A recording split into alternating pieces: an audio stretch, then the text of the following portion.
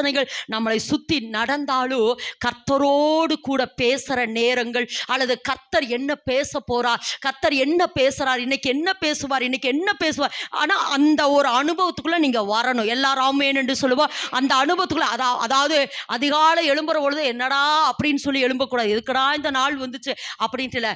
தேவ சமூகத்தில் வந்து உட்கார்ந்து இன்னைக்கு கர்த்தர் என்ன பேசுவார், என்னோட என்ன பேசுவார், எதை பேசுவார், எதை குறித்து பேசுவார். ஏன்னா நான் அப்படியே ஒரு சில நேரம் அப்படி உட்காருவேன், இன்னைக்கு அடுத்து என்ன, ஏன்னா இந்த வாரம் முடிஞ்சுச்சுன்னா அடுத்த வாரத்தில் என்ன ஆண்டவரே, ஏன்னா நானே ரொம்ப எதிர்பார்ப்போட தான் இருப்பேன்.